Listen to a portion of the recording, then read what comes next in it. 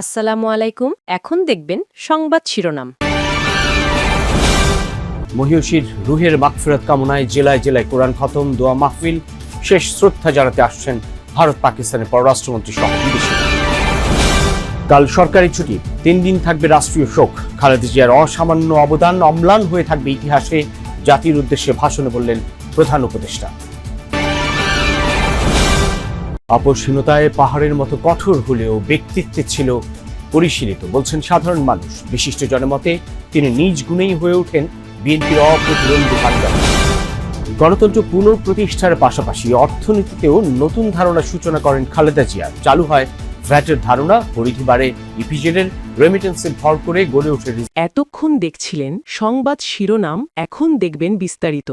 BNP chairperson Khaleda জিয়ার মৃত্যুতে সারা দেশে শোকাবহ পরিবেশ। দলের নেতাকর্মীদের পাশাপাশি সাধারণ মানুষও শোকগ্রস্ত। মৃত্যুর খবর পাওয়ার পরই বিভিন্ন জেলা উপজেলায় বিএনপির দলীয় কার্যালয়ে ভিড় জমান নেতাকর্মীরা। কান্নায় ভেঙে পড়েন অনেকে। নেতাকর্মীরা বলেন, দেশের বর্তমান পরিস্থিতিতে খালেদা জিয়ার মৃত্যু এক অপূরণীয় ক্ষতি। খালেদা জিয়ার আত্মার মাগফিরাত কামনায় বিভিন্ন স্থানে দোয়া, কোরআন তেলাওয়াতের আয়োজন করা হয়েছে। সাবেক প্রধানমন্ত্রী ও বিএনপি চেয়ারপারসন বেগম খালেদা জিয়ার মৃত্যু সংবাদ ছড়িয়ে পড়তেই শোকবহ পরিবেশ শহর থেকে গ্রাম, গোটা 56,000 বর্গমাইল জুড়ে। পার্টি অফিসগুলোর সামনে নেতাকর্মীদের ভিড়।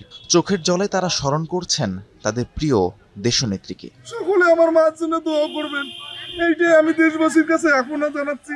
নেতাকর্মীরা বলছেন, শত নির্যাতন নিপীড়নের মুখেও গণতন্ত্র প্রতিষ্ঠায় অটল ছিলেন নেত্রী।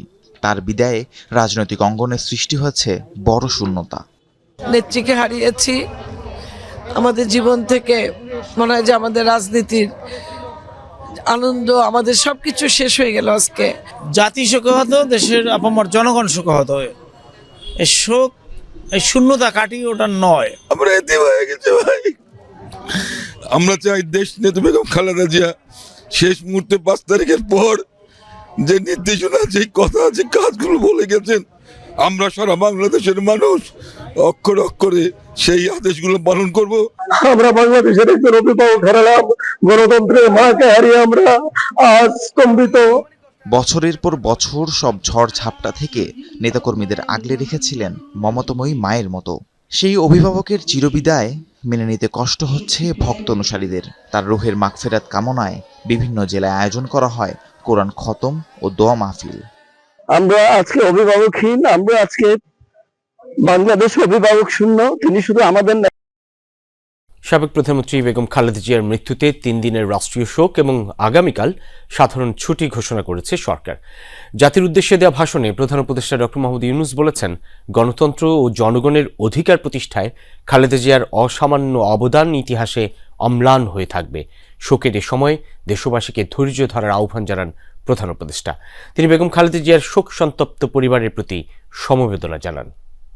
সোমবার সকালে রাষ্ট্রীয় অতিথি ভবন যমুনায় অনুষ্ঠিত হয় উপদেষ্টা পরিষদের বিশেষ সভা। সরকারের আমন্ত্রণে এতে যোগ দেন বিএনপির মহাসচিব মির্জা ফখরুল ইসলাম আলমগীর। সভায় বেগম খালেদা জিয়ার মৃত্যুতে 1 মিনিট নীরবতা পালন করা হয়। পরে জাতির উদ্দেশ্যে দেয়া ভাষণে 3 দিনের রাষ্ট্রীয় শোক ঘোষণা করেন প্রধান উপদেষ্টা অধ্যাপক মোহাম্মদ ইউনূস। সাবেক প্রধানমন্ত্রী বেগম খালেদা জিয়ার মৃত্যুতে আমি 3 দিনের রাষ্ট্রীয় শোক এবং আগামীকাল তার নামাজে জানাজার দিনে 1 দিনের সাধারণ ছুটি ঘোষণা করছি। এক মহাকাব্যের সমাপ্তি। নানা চড়াই উতরাইয়ের মায়ের মতো যে দলকে আগলে রেখেছিলেন তিনি খালেদা জিয়া। গণতন্ত্রের দীর্ঘ লড়াইয়ের পর যখন বিজয়ের সূর্যের লাল আভা বাংলাদেশের বুকে, ঠিক তখনই তার মহাপ্রয়াণ। প্রিয় নেতা চলে গেলেন চিরদিনের জন্য। খালেদা জিয়ার মৃত্যুর খবরে তাই অশ্রুসিক্ত নেতাকর্মীরা। কেউ কাঁদছেন মুখ লুকিয়ে, আর কারো বিষণ্ণ আর্তনাদ।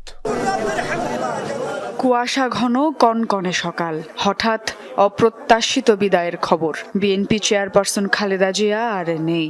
অবিশ্বাস আর অশ্রু সজল চোখে নেতাকর্মীরা ছুটে যান এভারকেয়ার হাসপাতালে। কেউ আবার গেলেন নয়াপল্টন দলীয় কার্যালয়ে।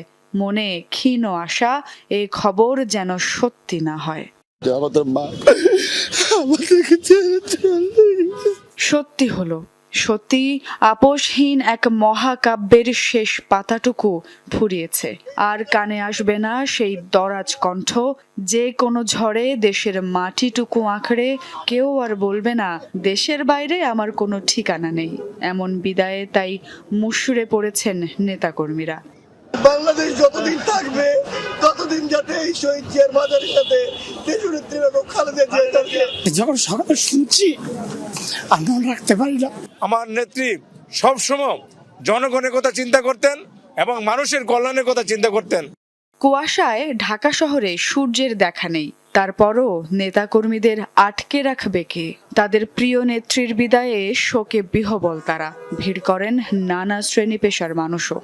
চিকিৎসা দেয় নাই, বিধান চাই দেয় নাই, কিছু না। আজকে তারে তিলে তিলে তিলে তিলে তার শরীরে বিষ প্রয়োগ করে আজকে তারে তিলে তিলে মারছে। মানুষ তাকে ভালোবাসে বিদায় তাকে সে খালেদা জিয়ার জীবনাবসানের সাথে দেশের অর্থনীতি ও নীতি নির্ধারণে একটি দীর্ঘ গল্পও থেমে গেল। এর সাথে পর ৯০-এর দশকে গণতন্ত্র ফিরে এলে অর্থনীতি গোছানোর কাজ শুরু করেন দেশের প্রথম নারী প্রধানমন্ত্রী। তার সময়ে চালু হয় ভ্যাটের ধারণা। কার্যক্রম শুরু করে পুঁজিবাজার নিয়ন্ত্রক সংস্থা বিএসইসি। পরিধি বাড়ে রফতানি প্রক্রিয়াকরণ অঞ্চল ইপিজেডের, যে রেমিটেন্সে ভর করে রিজার্ভ গড়ে ওঠে সেই প্রবাসীদের কল্যাণে গঠন করেন আলাদা মন্ত্রণালয়। খালেদা জিয়া যখন প্রথম সরকার প্রধান নির্বাচিত হন তখন অনিশ্চয়তার মুখে ছিল অর্থনীতি। সীমিত রিজার্ভ, শিল্পে অপর্যাপ্ত বিনিয়োগ আর অগোছালো রাজস্ব কাঠামো, সব মিলিয়ে নিয়ন্ত্রিত ছিল বাণিজ্য। বিদেশি ও বেসরকারি বিনিয়োগ নিয়ে বড় সুখবর ছিল না। দায়িত্ব নিয়ে প্রথম মেয়াদেই চালু করেন মুক্তবাজার অর্থনীতি। খালেদা জিয়া জানতেন রাজস্ব আয় না বাড়ালে আসবে না উন্নয়নের অর্থ। সেই ভাবনা থেকেই ১৯৯১ সালে দেশে চালু হয় মূল্য সংযোজন কর বা ভ্যাট। ইঙ্গিত মিলে শক্তিশালী রাজস্ব ব্যবস্থার আয় বাড়ে সরকারের। সেখান থেকেই প্রথম দফায় নিশ্চিত হয় সড়ক, শিক্ষা আর সামাজিক খাতের খরচ গ্রহণের প্রথম বছরেই তারা ভ্যালু অ্যাডেড ট্যাক্স ভ্যাট এটা প্রবর্তন করেছিলেন এবং এটা করে অনেক সমালোচনা তখন হলেও অত্যন্ত দৃঢ়তার সাথে এটা ইন্ট্রোডিউস করতে পেরেছিলেন, যার জন্য আজকে কিন্তু আমাদের রেভিনিউ আর্নিং এর অন্যতম খাত হচ্ছে কিন্তু ভ্যাট। আমরা যদি সেই আগের সেলস ট্যাক্স এবং ওই অন্য অবস্থায় থাকতাম তাহলে কিন্তু আমাদের রেভিনিউ খাতের এত বড় একটা উন্নতি হওয়ার কোনো সুযোগ ছিল না। প্রথমবার প্রধানমন্ত্রী হয়েই নতুন শিল্পনীতি ঘোষণা করেন তিনি, যার সবচেয়ে বড় দিক ছিল শতভাগ বিদেশি মালিকানাধীন বিনিয়োগের অনুমতি দেয়া। ফলে ধীরে ধীরে রাষ্ট্র নিয়ন্ত্রিত অর্থনীতি থেকে বেরিয়ে আসতে থাকে দেশ। কাঁচামাল আমদানি সহজ করতে কমানো হয় শুল্ক, বাড়তে থাকে ইপিজেড এর সংখ্যা, সাথে দেশের আয়। বেগম খালেদা জিয়ার নেতৃত্বে এবং জনাব সাইফুর রহমান সাহেব বেশ ২-৩টা পদ বের করলেন। এটা আমি মনে করি যুগান্তকারী। একটা হচ্ছে ব্যাক টু ব্যাক এলসি, অর্থাৎ আমরা ব্যাক টু ব্যাক এলসির মাধ্যমে আমাদের গার্মেন্টস শিল্প তারা বেশ কিছু সুযোগ সুবিধা পেলেন, দেওয়া হলো তাদেরকে